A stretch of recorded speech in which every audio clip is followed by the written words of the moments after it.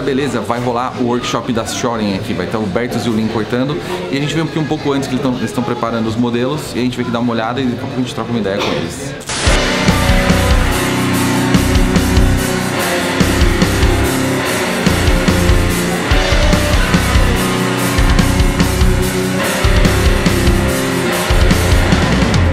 Fala galera, beleza? Tô com duas referências mundiais na barbearia. Se liga de quem que eu tô falando. Bertus and Leen da Schorem. Olá! No, I said it the wrong way. Schorem. Schorem. Schorem. Schorem. Snijder en barbier. I can You gotta be like, Schorem!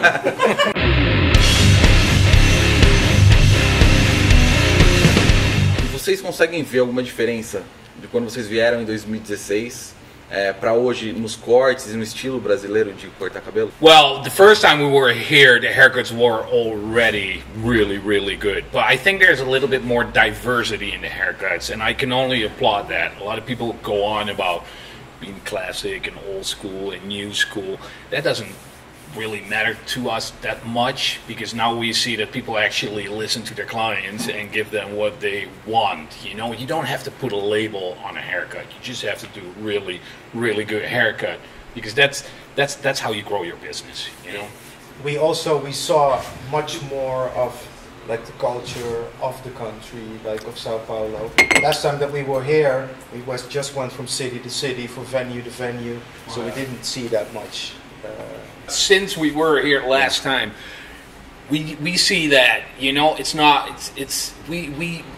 Brazil is represented online, man. There are so many barbers from Brazil that are getting a lot of coverage around the world, and it's really inspiring to see how big barbering is in Brazil. And you know, our trade is not going to be big if people aren't really fucking good at it, you know.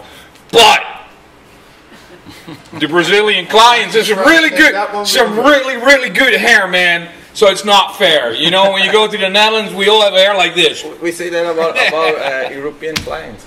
Yeah, but it's actually, you know, because here in Brazil, the hairs, they vary so much, the quality, right? Because you got like the really thick black hair, but there's also a lot of people with like the red hair and stuff, which I always love to cut the red. So there is like, it's very challenging here, because the hair structure is so different, right? I mean, you get everything from like the super the curly hair to like super straight or something like this. Yeah, but I love that, man, because that is what makes the job interesting. You know, you don't want to do the same haircut and the same hair quality over and over again. That is the same thing as doing fades all day, right? It might be a choice, but you're going to appreciate a slightly longer haircut when you do fades all day. Bertus, falando nesse lance de ter coisas diferentes e tal, você mudou um pouco o estilo das fotos que você posta agora, não necessariamente o estilo que você corta. E tem muita gente falando nisso, virou até uma polêmica. O que te motivou a fazer isso? Humanity, man. Humanity. My main inspiration, well, first of all, I got it changed to stay the same, you know, and for me, I hope that that people see that, you know, first of all, you got to understand that we got Schorem barbier, yeah, and then we got Ruzel pomade, yeah, and then I've got my private page. Now, a lot of this haircuts that I've been doing lately are on my private page. Schorem barbier is and will be a classic style barbershop. Ruzel, on the other hand, is for everybody. So I do want to show the people that you can use our product on everything. And then you got me. As a person, I got to grow. And I cannot, I mean, if I have to make a choice to do one haircut the rest of my life, I hope I never have to make that choice. It would probably be a pompadour, classic pompadour. Second place, flat top with fenders. Those are my absolute favorites. I can do those every day. But if I have to do them all day long, that would actually take the fun out of those pompadours. Now, this might sound weird because we are known to do like a couple of haircuts. But my main inspiration in life are people. and mostly the individuality of people and humanity. I am not that much of a I'm not a people person at all. But when I look at history and what humans accomplished in art, the poetry, I think that is brilliant, because you know, a poem or a story can only be made by one person, and that individuality, the way people dress, the way people are, I see something special in everybody, and I want to try and get that specialness out, and a haircut can do that for people, but it does not always have to be the haircuts I love to do most, you know. But for me, it's super important not to leave a stamp on the world, but to leave a stamp on every client. So I like to create haircuts that are very commercial, very wearable. I want to make people feel good about themselves. I also find it really important that I feel good about me, right? These are two different things. The client for me will always be at the first position, but if I want to grow and being able to make people feel better, I have to be in a position that I feel really good about myself. Leen, você falou que vocês têm sorte por viajar e conhecer estilos diferentes e tal. O que você vê de diferente na Europa para o Brasil em relação a cortes de cabelo? I don't think that there's a lot of difference in the haircuts, but the hair is much different than the European hair. And the thing that we learned and the way that we work in our shop and in our school is to work with the hair that you have in front of you. So we always work with the natural fall of the hair. And that's different in every culture. If you go to Japan, that's totally different hair than you go to Brazil. So you just have to work with that.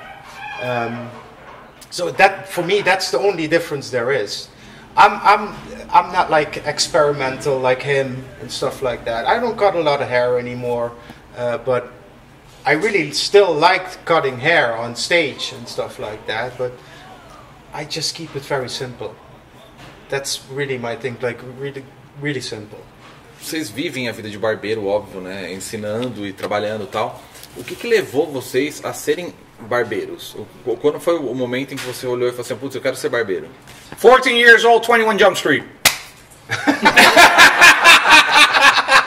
For me, it was I came out of school and I had to do something. So I had to work for the holiday, and that was in the barbershop. So at that moment, I started cutting hair, and it was really easy for me. So I stayed. That is it. That's really the answer. But I got him. Yeah, I got him. Like 20. You know what? I actually don't think I ever told this, but it was a combination of a couple of things. But you know what really got me? There was this TV show called 21 Jump Street. It's what made Johnny Depp famous. And there was this first episode, and Johnny Depp was going undercover in high schools. So they gave him like this super cool pompadour, and all of a sudden all the girls were like, ah! And I was like, fuck. So I was like, damn, that's what a haircut does to people? And that was actually, I was younger then. But then, you know, I was doing the first haircut on a friend of mine at home, you know, smoking a little bit of weed. Like, and I was hooked. I never, ever, I tried to do a tattooing once. Boring. I never even considered doing something else from the first time I picked up a pair of clippers. I love doing haircuts. He really does. You have no idea. I find it, well, you know, it sounds over the top, but, and I love other people seeing do haircuts, by the way, because it's gotten so much better in the last 10 years. And now, I mean, sometimes I hate Instagram and sometimes I love it. But to see what other people are doing, you know, it's fucking inspiring. But I just really love doing haircuts. When I was 14, 15, 16, 17, 18, I was working every day, working on clients, and then afterwards, every day I was practicing and training, watching Fidel Sassoon videos, models. I was addicted. I wanted to learn everything there was about doing haircuts. And every time I keep learning, that's what I love about it. You're never done learning. It's never been a job for me, you know? I mean, it's weird because a lot of there are people that go into the job for the social aspect, and I think those are actually the people that are going to make the most money or whatever. That was not my thing. You know, I really like to build something out of the hair, and I take their personality. I find that super important because it has to be an extension of your personality. The wrong haircut on the wrong man or woman, it's gonna screw you up. You cannot do a pompadour like this on a very shy guy. That's not gonna work. You can make him grow into that. But I just find it very challenging that, first of all, just to learn the haircut, it's really hard. Even now, I'm like, I do this, so this has got to happen. And sometimes it doesn't happen. I'm like, what? 30 years of practice. And the hair's still going to bring. I'm like, no! But I take this home and I'm like, what? I make something out of it and I think about it, blah, blah. See, and I cannot quit till I've mastered it. But I'm never going to master it. So that thought comforts me. I'll never be done. I need like 4 lives to learn everything there is to know about hair. For me, there's also like more to it than cutting the hair. For me, it's more challenging running a shop, building a school, building a brand. So if I would only need to do haircuts, it would be too boring for me. But with the challenges from that and to fine-tune that, it's always a challenge. So that's why we would never quit doing this. And we got a lot of freedom because I got Leen got me. You know, he turns my shit into something that we can sell, or you know. And this is a very comforting thought too, because I'm not a businessman. I will never be. I own my own businesses. Oh my God! Well, he knows. I spent for every euro that went into my register, I spent 3 before the taxes even came in. Right? I'm just not very smart with that kind of stuff.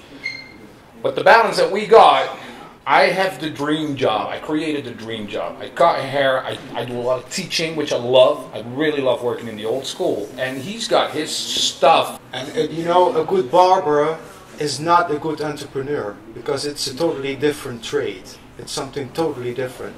And most good barbers, they want to open their own shop.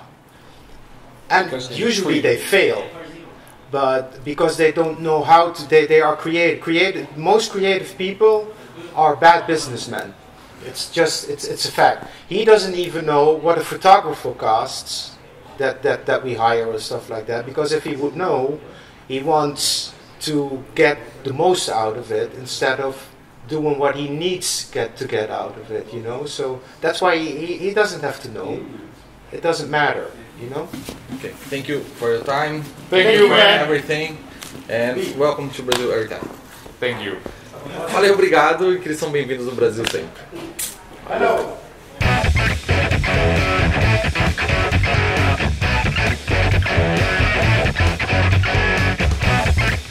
Bom, galera, aqui é o palco, onde já vai ter o workshop da galera da Schorem, como o Bertus me disse.